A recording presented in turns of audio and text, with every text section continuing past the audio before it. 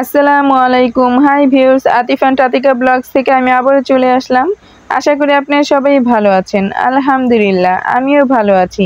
কাছে দূরে যে যেখান থেকে আমার এই ভিডিওটা দেখছেন, ভালো লাগলে প্লিজ লাইক, কমেন্টস এবং সাবস্ক্রাইব করে পাশে থাকবেন। আর যারা আমার পেজে থেকে দেখছেন তারা লাইক, ফলো, শেয়ার দিয়ে পাশে থাকবেন। আজকে আমি একদম সহজভাবে রান্না করব, যেন তাড়াতাড়ি যেইভাবে রান্না করা যায় সেটাই।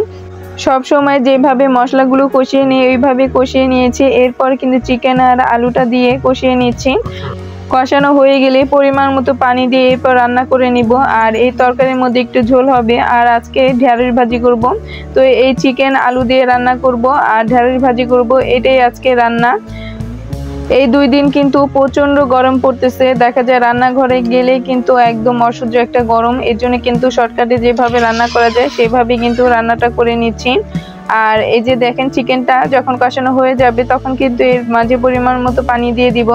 আর রাইস কুকারে কিন্তু রান্নাটা খুবই সহজ। ভাত রান্না করলে কিন্তু মাপ যেটা দেওয়া থাকে সেই মাপে কিন্তু বসিয়ে দিলেই হয়ে যায়, খালি শুধু কয়েকবার একটু নেড়ে দিলেই হয়, আর কোনো ঝামেলা নেই।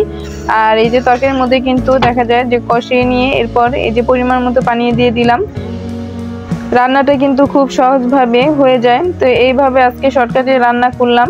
তো এদিকে কিন্তু এই যে ছোট পা দেখতেছেন সামনে, আতিকা কিন্তু রান্না করতে গেলে দেখা যায় ও নাড়া দিতে চায়, ও রান্না করতে চায়। তো এমনি কিন্তু বাচ্চাদের চুলার কাছে কিন্তু বেশি একটা নাচতে দেই ভালো। তারপর দেখা যায় যে আতিকা এসে নাড়তে চায়। কালকে ছোট বোনের বাসায় যাব ছোট বোনকে দেখতে। আর এদিকে তালের পিঠা কিন্তু এবার বানানোই হয়নি। তো কালকে একটু তালের পিঠা বানাবো। আর এমনি কিন্তু আমি যে গ্যাসে বছর যখন তালের সিজন ছিল তখন কিন্তু আমি তাল রেখেছিলাম, সেটা আমার 1 বক্স এখনো আছে। তো বাকিগুলো কিন্তু খাওয়া হয়েছে। এমনি কিন্তু আমি তাল সংরক্ষণ করে রাখি, যে তালের সিজন যখন থাকে তখন কিন্তু আমি তাল সংরক্ষণ করে সারা বছরই এরকম পিঠা বানিয়ে খেতে পারি। তো কালকে আমি কিন্তু আপনাদের সাথে সেই পিঠার রেসিপিটা শেয়ার করব। আমি যেইভাবে একদম খুব সহজভাবে দেখাবো ওইভাবে বানালে কিন্তু আপনারা খুবই সহজভাবে খেতে পারবেন।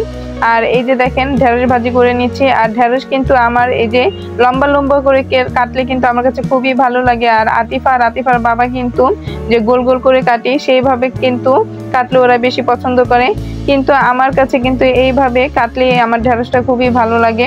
তো আতিকে কিন্তু ঢেঁড়স ভাজি খুবই পছন্দ করে, তো আতিফাও পছন্দ করে। আর এমনি কিন্তু ঢেঁড়স ভাজি আমার কাছেও খুব ভালো লাগে। তো ঢেঁড়সই আমার কাছে খুব ভালো লাগে, রান্না ভাজি যেমনি করি না কেন, যেভাবেই করি না কেন খুব ভালো লাগে। তো আজকে এই যে ঢেঁড়সটা এইভাবে কেটে এরপর ভাজিটা বসিয়ে দিলাম। আগে তেলটা গরম করে এরপর কিন্তু পেঁয়াজ আর ঢেঁড়সটা একসাথে দিয়ে দিয়েছি। আর কাঁচামরিচ দিব না, কারণ যেহেতু আতিকা খাবে ঝাল লাগবে, এর জন্য কিন্তু কাঁচামরিচ দিব না। না হলে কিন্তু কয়েকটা কাঁচামরিচ দিয়ে দিলে কিন্তু ভালো হতো, কিন্তু আতিকার জন্য ওর কথা ভেবে আর কাঁচামরিচটা দেওয়া হলো না, শুধু নেড়ে চেড়ে ভেজে নিব। তো এইভাবে ভাজি করলে খুবই ভালো লাগে। আর এদিকে আমার কবুতরটা কিন্তু অনেক দিন ধরে আপনাদের দেখাচ্ছি না।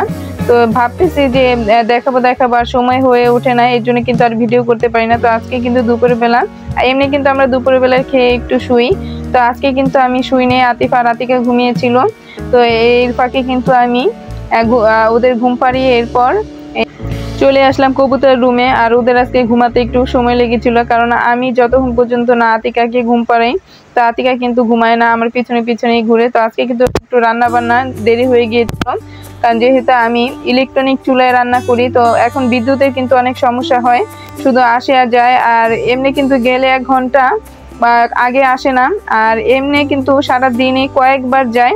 তো দেখা যায় গেলে একবার যদি বিদ্যুৎ যায় 1 ঘন্টা আগে আর আসেই না, এর জন্য আমার রান্নাটা দেরি হয়ে গিয়েছে। তো সকাল সকাল কিন্তু রান্না করে ফেললে ভালো, কিন্তু আজকে আমি সকাল সকালে রান্না করিনি, এমনিতে দেরিতে বসিয়েছিলাম, তার মধ্যে আবার বিদ্যুৎ চলে গিয়েছিল, এই জন্য রান্না দেরি হয়ে গিয়েছিল। আর সন্ধ্যার একটু আগে আতিফাকে একটু ঘুম পাড়িয়েছিলাম, যে ওরা সন্ধ্যার পরে উঠে গেলে তখন দেখা যায় আবার রাতে ঘুমাবে। তো এর ফাঁকে আমি কবুতরের রুমে আসলাম। তো কবুতরের খাবার কিন্তু আমি দুপুর বেলায় দিয়ে দিয়েছি। তো দুপুরবেলা যে খাবারটা দিয়েছি সেটা একটু আছে, খাবার পানি, এরপর কিন্তু আবার সন্ধ্যার পরে দিব। তো আজকে একটু দেরিতে দিব, যেহেতু দুপুরবেলা খাবার দিয়েছি। আর যেদিন সকালবেলা দেই সেদিন কিন্তু দেখা যায় যে বিকেল বেলায় খাবার দিয়ে দেই। তো আশা করি আমার ভিডিওটা না টেনে, ছোট একটা ভিডিও আজকে শেয়ার করলাম আপনাদের সাথে, এই ভিডিওটা না টেনে সম্পূর্ণটা দেখবেন। আর ভালো লাগলে অবশ্যই সাবস্ক্রাইব করে পাশে থাকবেন। যারা আমার পেজে থেকে দেখছেন তারা কিন্তু অবশ্যই লাইক ফলো দিয়ে পাশে থাকবেন। আজকে এই পর্যন্তই, দেখা হবে অন্য কোনো ভিডিওতে। সবাই ভালো থাকবেন, 5 ওয়াক্ত নামাজ পড়বেন। আল্লাহ হাফেজ।